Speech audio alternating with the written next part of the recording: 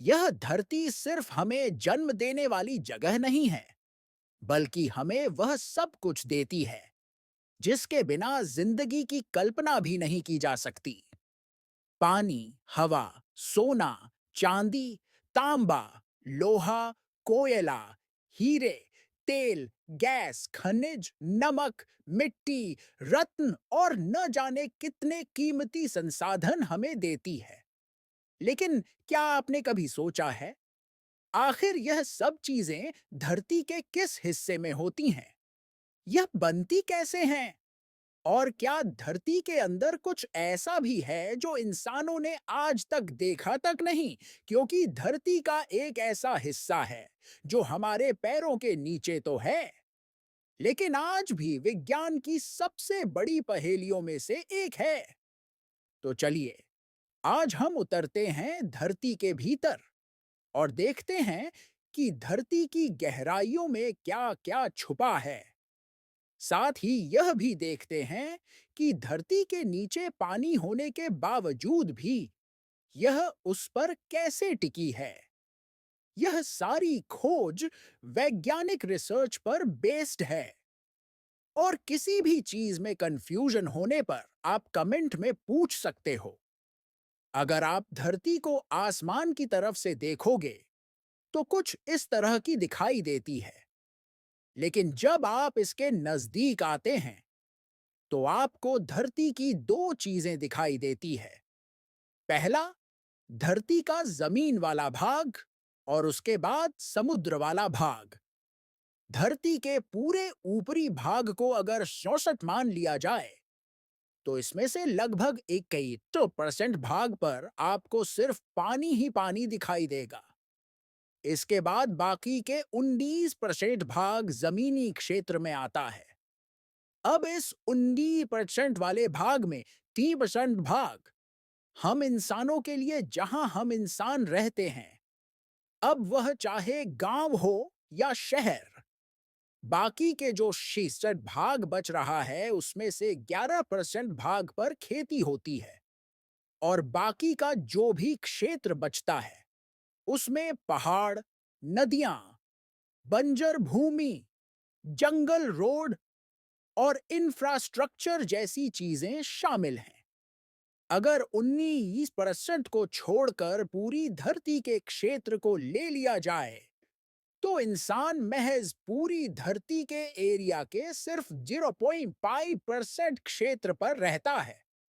सोचिए, इतने कम एरिया में होने के बावजूद इंसान उस मच्छर की तरह है जिसके काटने पर मलेरिया और डेंगू जैसी खतरनाक बीमारी सामने आ जाती है। साफ तौर पर कहें तो हम धरती के लिए किसी बीमारी से कम नहीं हैं, जो इसे लगातार बीमार करते आ रहे हैं। धरती के पूरे एरिया को मैंने इसलिए जोड़ा ताकि आपको इसके बारे में गहराई से पता चल सके। वैसे धरती की गहराई में कूदने से पहले हमें समुद्र को भी साथ लेकर चलना पड़ेगा, क्योंकि तेल और गैस जैसी चीजें समुद्र से भी निकलती हैं। आपको पता है कि धरती गोल है और ठोस भी है, लेकिन धरती की परत एक जैसी नहीं बल्कि अलग-अलग है, और इसी कारण इसे 4 भागों में बांटा गया है। पहली परत का नाम क्रस्ट, दूसरी का मेंटल, तीसरी का आउटर कोर और चौथी का इनर कोर है। अब जो सबसे पहली वाली परत क्रस्ट है, यह हमारे लिए बहुत ही मेन परत है, क्योंकि इसी पर हमारा सब कुछ निर्भर है। यह परत धरती की सतह के 5 किमी से लेकर 70 किमी तक की गहराई तक मौजूद है, और इसी परत पर हमारा समुद्र मौजूद है। हालांकि समुद्र की गहराई औसतन 3 से 4 किमी तक ही माना जाता है, लेकिन कहीं-कहीं समुद्र गेवेंट्स किमी तक गहरा है, जैसे मारियाना ट्रेंच। मतलब समुद्र की जो अधिकतम गहराई है वो 11 किमी। तक ही मानी जाती है। इसके बाद समुद्र के नीचे जमीन है जो इनर कोर तक जाती है। आपको बताने की जरूरत नहीं है कि समुद्र का पानी खारा होता है, लेकिन जहां हम रहते हैं उस जमीन का पानी तो मीठा होता है। आपकी जानकारी के लिए बता दूं कि जमीन का पानी और समुद्र का पानी दोनों अलग-अलग हैं। हालांकि अब हमें स्टेप बाय स्टेप धरती के अंदर चलना होगा ताकि पता चल सके कि इसकी गहराई में क्या-क्या मौजूद है। शुरुआत क्रस्ट वाली परत के ऊपरी हिस्से जहां पर हम रहते हैं वहां से करते हैं। इसके लिए मैंने ड्रिलिंग मशीन तैयार कर रखा है। आप लोग आ जाओ। धरती के 1 से 2 फीट में हम आ गए हैं, तो जाहिर सी बात है कि हमें कुछ चींटियों के मकान, केंचुए और चूहे मिल सकते हैं जो इतनी गहराई में रहते हैं। बात अब हम आ गए हैं 10 फीट की गहराई में। यहां पर हमें कुछ बलुई मिट्टी देखने को मिलेगी। इसके साथ ही घर की नींद, पेड़ जड़े पाइपलाइन और सीवर देखने को मिलेगा।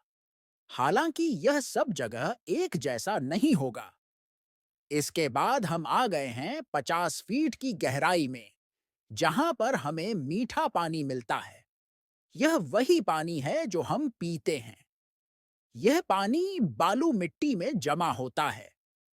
वैसे कहीं-कहीं पर तो 30 से 40 फीट पर ही पानी आधा 60 आ जाता है, जो जगह और चट्टानों पर निर्भर होता है।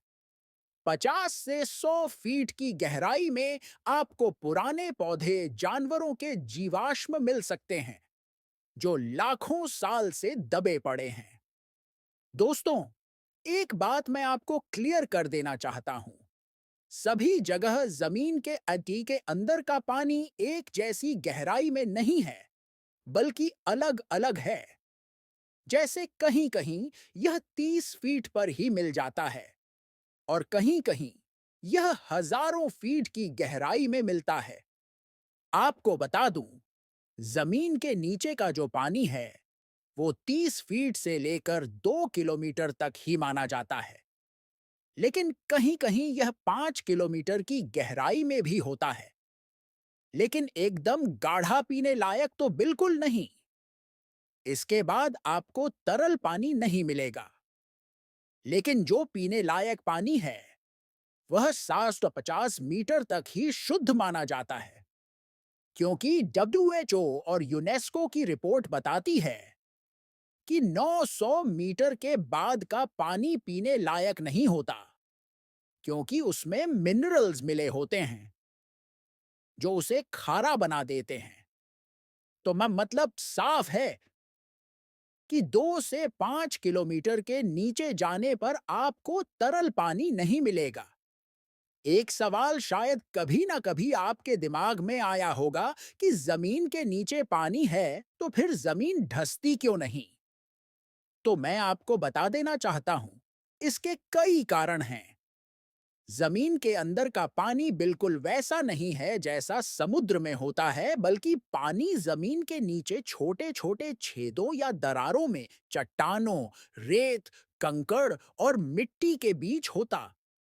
यह पानी नीचे की परतों में रुका रहता है। साथ ही यह एक प्रेशर उत्पन्न करता है और यह धरती को ऊपर की तरफ धकेलता है। अगर हम किसी जगह पर ज्यादा पानी मौजूद है और उसे ज्यादा मात्रा में निकाल दें, तो वहां की जमीन नीचे धंस जाएगी। कम होने की वजह से जमीन खाली जगह को भरने के लिए दबाव बनाती है। उदाहरण के तौर पर मेक्सिको सिटी में 30 से 40 सेंटीमीटर तक जमीन धंस गई। वजह जमीन के नीचे के पानी का स्तर कम हो जाना। खैर, आगे बढ़ते हैं।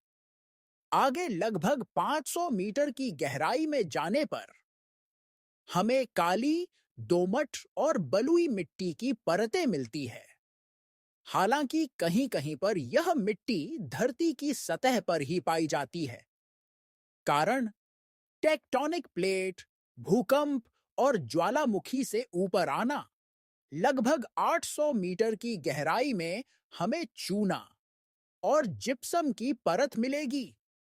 इसके बाद 1 किलोमीटर की गहराई में जाने पर हमें कुछ छोटे बैक्टीरिया और जीवाणु मिलेंगे जो इतनी गहराई में भी पनप रहे होते हैं। 1 से 5 किलोमीटर की गहराई तक आने पर हमें कुछ चट्टानें देखने को मिलती है, जैसे शेल, सैंडस्टोन और लाइमस्टोन। शेल चट्टानों का उपयोग सीमेंट और टाइल बनाने में किया जाता है। सैंडस्टोन का उपयोग निर्माण और मूर्तियों के लिए किया जाता है। जो दिल्ली का लाल किला है, वह इसी सैंडस्टोन चट्टान से बनाया गया है। इसके बाद आता है लाइमस्टोन, जिसका उपयोग सीमेंट, चूना और कंक्रीट बनाने में किया जाता है। 1 से 5 किलोमीटर की ही गहराई में तेल और गैस का भंडार होता है। हालांकि समुद्र में यह ज्यादा पाया जाता है क्योंकि समुद्र की औसत गहराई 3 से 4 किलोमीटर ही होती है। जो जीव लाखों करोड़ों साल पहले मरे होते हैं, उन्हीं से गैस और तेल बनते हैं। इतनी ही गहराई में कोयला भी पाया जाता है। कोयला अक्सर पठारी क्षेत्रों में होता है, जहां का पानी का स्तर बहुत नीचे होता है क्योंकि पानी में कोयला निकालना सबसे बड़ी समस्या है। 5 से 10 की डन मी की गहराई पर आने पर हमें बेसोलेराइट जैसी आग्नेय चट्टानें देखने को मिलती हैं। बेसाल्ट का उपयोग सड़क बनाने के लिए किया जाता है और ग्रेनाइट का उपयोग मजबूती वाले घरों के लिए किया जाता है, जबकि डोलेराइट का उपयोग रेल मार्ग की पटरियों के लिए किया जाता है। 10 से 20 किलोमीटर की गहराई में आने पर हमें 300 डिग्री सेल्सियस तक का तापमान देखने को मिलता है। इसी गहराई में खनिजों का बड़े पैमाने पर निर्माण होता है, जैसे सोना, तांबा, लोहा